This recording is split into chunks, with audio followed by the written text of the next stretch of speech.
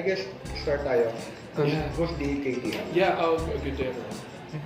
It is an amazing day because I actually never thought of that I'd be interviewed again like this. So I would like to thank, of course, Orange Magazine, TIJAM, for I always view myself as someone na I'm just a simple person, and I always prefer na parang low key and down low. So being interviewed like this, and it's not nerve-wracking, it's not uncomfortable.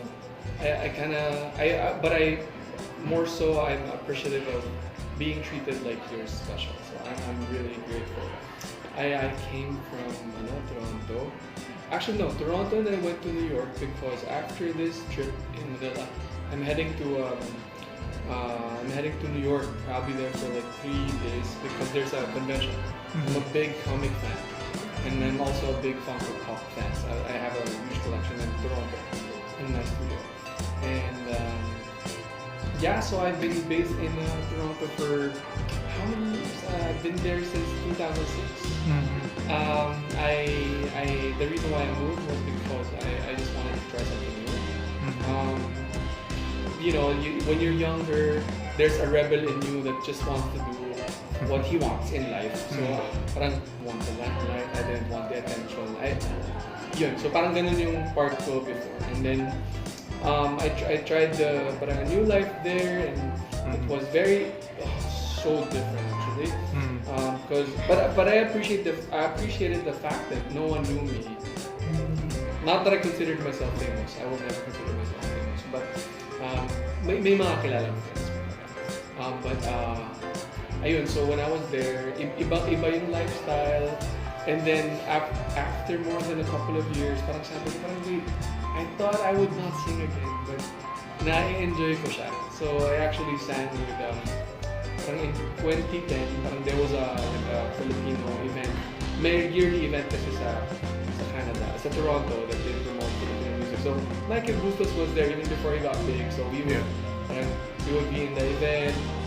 Tapos may mga local artists then. And eventually I worked as a barista in Starbucks.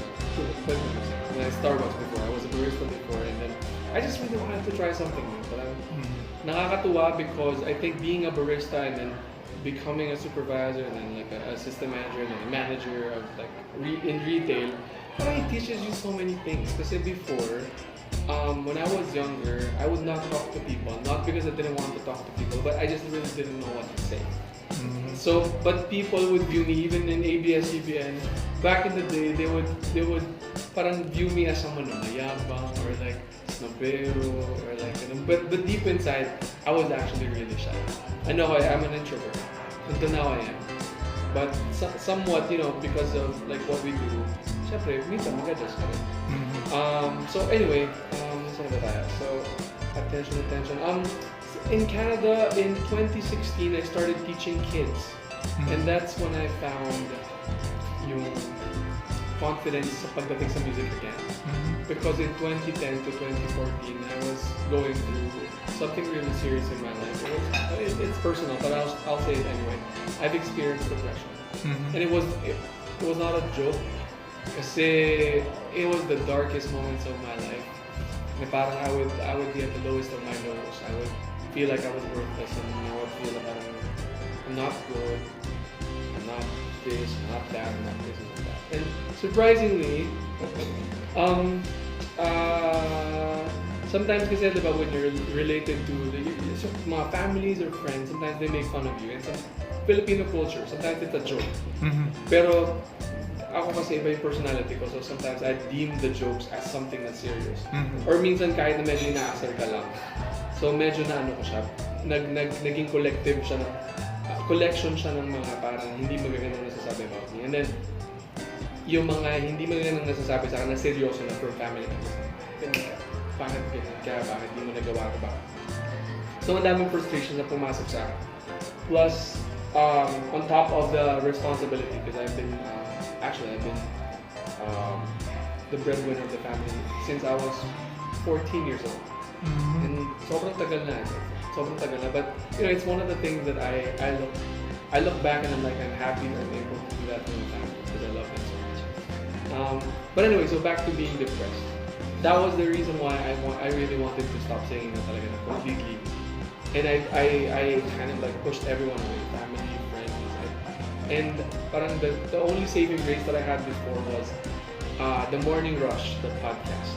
I was listening to Chico, Delamar, and Gino. But when I would feel down, parang I'd just listen to the podcast. I don't care about the world. I'll just listen to the podcast and I'll be okay. And then aside from that, I also listen to Kyla because parang I've been a huge fan of Kyla, Brian McKnight, Stevie Wonder, JR, like mga locals. Pero yun yung para mga pag malungkot ako and I wouldn't have anyone in my life, yun yung go-to ko, music and podcast. So after nun, so that's 2010 to 2014.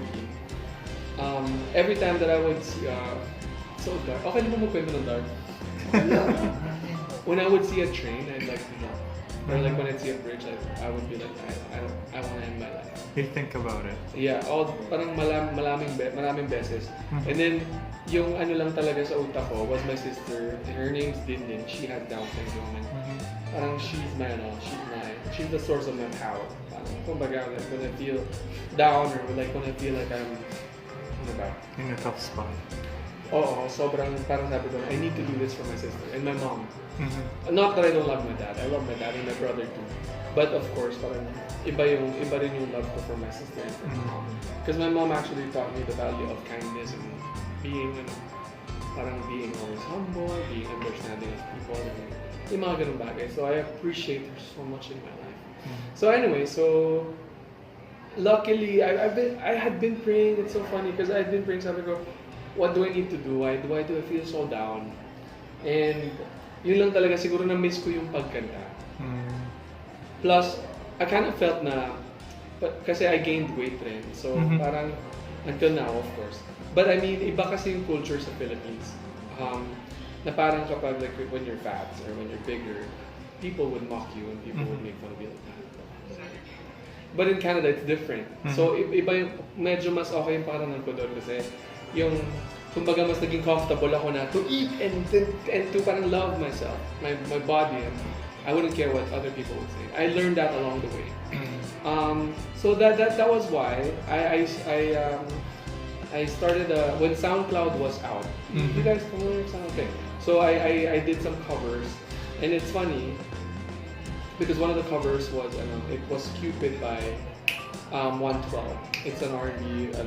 Tapos nagkaroon siya ng 1 million plays. It's not something to be super proud of, but I'm just saying that it's surprising that people would listen and mostly would come from the black community and then telling me, it's good, you should pursue it. So someone parang nakaka-boost siya na parang, should I continue? Should I not? Should I continue? So medyo nagkakaroon tayo ng medyo konting confidence. And then, yun na nga, fast forward to 2016, that was the time that I started teaching kids. That was when I found myself. Kasi, I think I found my purpose in there.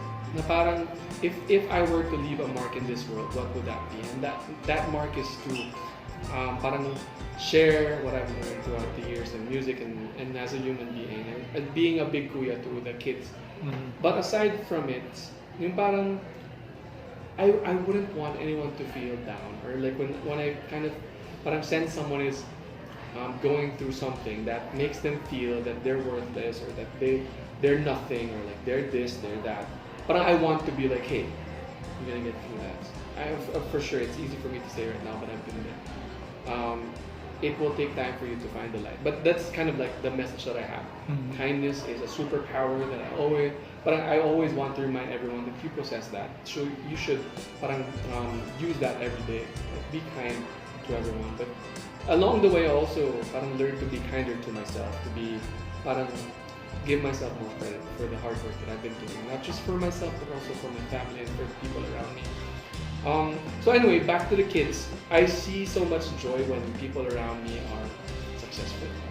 I see so much joy when I see the kids parang performing in front of me, and then nakikita ko yung confidence nila na starting to bloom, and they're like, thank you so much, and yung family nila nagiging proud, and then in turn, yung students parang mas magiging confident to do even better. So, yun yung parang byproduct ng pagtuturo sa mga kids sa Canada. I taught in a classroom, minsan 24 to 30 students, and along the way I learned to parang just focus on like one-on-ones na parang developing their style. But what I love about teaching kids was kapag sinabi mo sa kanila, like they're either 5 years old or like 10 or 12 or ganon, pag sinabi mo sa kanila na may potential sila, pag sinabi mo sa kanila na do it, pag sinabi mo sa kanila yung isang quality about their voice that you like, sobrang nag-blow yung mata nila and they appreciate that. And I love doing that. Not because parang parang lip service. No, it's not. But it's, I think, like finding what's good sa isang bagay or parang having it as your parang default to find what's good. Kung ano yung nakikita mo, naririnig mo. Parang may iba yung araw ng isang tao.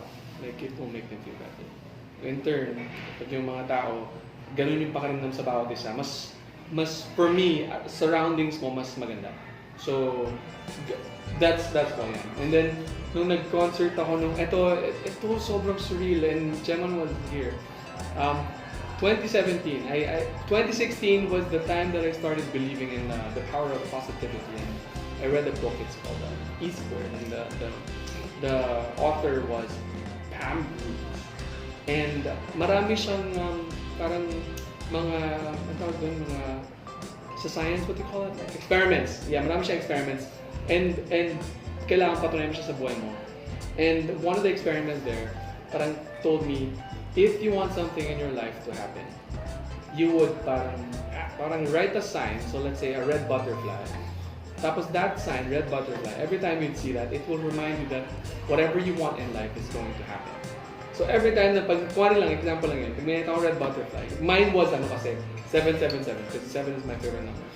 So 777, I'd see it here, I'd see it there, I'd see it here, I'd see it there. So it was funny kasi, ang ganda ng experience ko ng 2017. I would never imagine na si Kyla, who I look up to, and I've done some backup vocals for her before. Naka-duet ko siya on stage. So it was like, what the? So I was like, that was a surreal experience. And then, when the Wish bus was like super new, diba? So parang artists would clamor and be like, oh, I want to be a part of it. I want to be inside the Wish bus and sing that. I never thought that I would be able to. Sing no, like, wala akong single, wala akong anything. But fortunately, siguro may mga kilala tayong friends and they knew me and they're like, okay, sure, you do it. And I was there, I sang there. So I was like, wow, this is something good. And then may kakalala rin tayo na parang na-forward tayo to promote sa CNN Philippines. That's crazy. I'm like, TIJAM. And then, sa reaction ko sa utak ko, parang, okay, well, we got this. So I have to be grateful and thankful, of course, because I always am. Tapos nandun kami, nagpo-promote kami. Siyempre naiiyak ako, but again, yung mga bagay na yun na hindi ko in-expect sa buhay ko na nangyari siya because, kumbaga I believe in, yung mga, i-manifest mo yung mga gusto mong mangyari sa buhay.